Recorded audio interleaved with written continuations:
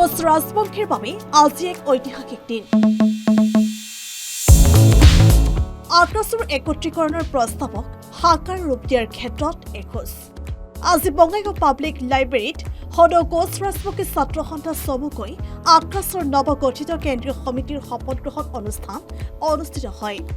কোচ ৰাজবংশীৰ বাবে এয়া এক আশাৰ বতৰা তথা শুভ লক্ষণ যে বহু ভাগত বিভক্ত হৈ থকা আগ্ৰাসুৱে অনৈক্যৰ মাজত ঐক্য হৈ আগবঢ়াবৰ সিদ্ধান্ত লৈছে। অবিভক্ত গোৱালপাৰাৰ ৰাতুল ৰায় আৰু বিটিআৰ তাপস সিং দুখনকৈ ক্ষেত্ৰীয় সমিতিক আগ্ৰাসুৰ একত্ৰীকৰণত সমন্বয়ৰক্ষী সমিতিয়ে আজি স্বীকৃতি প্ৰদান কৰে। সেই অনুসৰি অবিভক্ত গোৱালপাৰাৰ আগ্ৰাসুৰ সভাপতি ৰাতুল ৰায়ক অতিৰিক্ত দায়িত্ব অৰ্পণ কৰি কেন্দ্ৰীয় সমিতিৰ কাৰ্যকৰী সভাপতি আৰু সাধাৰণ সম্পাদক সুজিত ৰায়ক সম্পাদকৰ দায়িত্ব প্ৰদান কৰা হয়। সমান্তৰালভাৱে বিটিআৰৰ আগ্ৰাসুৰ সভাপতি তাপস সিঙক আগ্ৰাসুৰ কেন্দ্ৰীয় সমিতিৰ কাৰ্যকৰী সভাপতি আৰু সাধাৰণ সম্পাদক বাপুকন বৰ্মনক সম্পাদক হিচাপে দায়িত্ব অৰ্পণ কৰা হয়। News desk report the news plus. খুব ভাল দিন যে আমি অনৈক্যৰ মাজতে আজি বহু চেষ্টাৰ ফলত যে আমাৰ একত্ৰীকৰণ সমিতিয়ে আমাৰ যুৱ বিভক্ত আগ্ৰাসুক একত্ৰিত কৰিছে। আমি আজি খুব সুখী অনৈক্যৰ মাজত আমি ঐক্য হ'ব পাৰিছোঁ আৰু এনেকৈ এখন ক্লাব এখন জাতিৰ হৈ পেলাই আমি আগবাঢ়ি যাম, জাতিৰ হকে মাত মাতি যাম। আমাৰ যিটো নিত্য প্ৰাপ্য আছে, আমি যে বঞ্চিত আছোঁ, আমি এইবাৰ নিশ্চয় সাফল্য হ'ম যে আমাৰ দাবীখিনি আমি পাম। তাৰ ক্ষেত্ৰতে আমি এখন ফ্লাগৰ তলত এটা জাতি, তাৰ সত্ত্বেও বিভিন্ন চেষ্টাৰ ফলত বা বিভিন্ন বিশ্ববিদ্যালয়ৰ চেষ্টাৰ ফলত আমি কিছুমান ৰিজাল্ট কমিটি বনাই পেলাইও হ'লেও আমি আজি এক হৈছোঁ। আজি শুভ লক্ষণ। আমি নিশ্চয় এনেকৈ যদি আগবাঢ়ি যাওঁ আমাৰ ন্যায্য প্ৰাপ্তি আমি পামেই।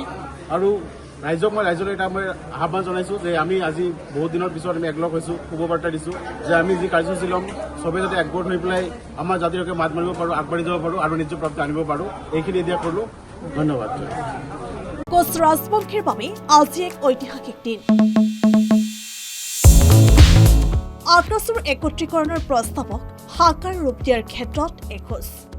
আজি বঙাইগাঁও পাব্লিক লাইব্ৰেৰীত সদৌ কোচ ৰাজবংশী ছাত্ৰ সন্থা চমুকৈ আগ্ৰাসুৰ নৱগঠিত কেন্দ্ৰীয় সমিতিৰ শপত গ্ৰহণ অনুষ্ঠান অনুষ্ঠিত হয়।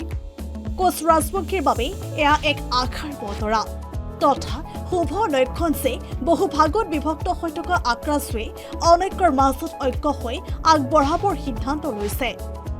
অবিভক্ত গোৱালপাৰাৰ ৰাতুল ৰায় আৰু বিটিআৰ তাপস সিং দুখনকৈ ক্ষেত্ৰীয় সমিতিক আগ্ৰাসুৰ একত্ৰীকৰণত সমন্বয়ৰক্ষী সমিতিয়ে আজি স্বীকৃতি প্ৰদান কৰে।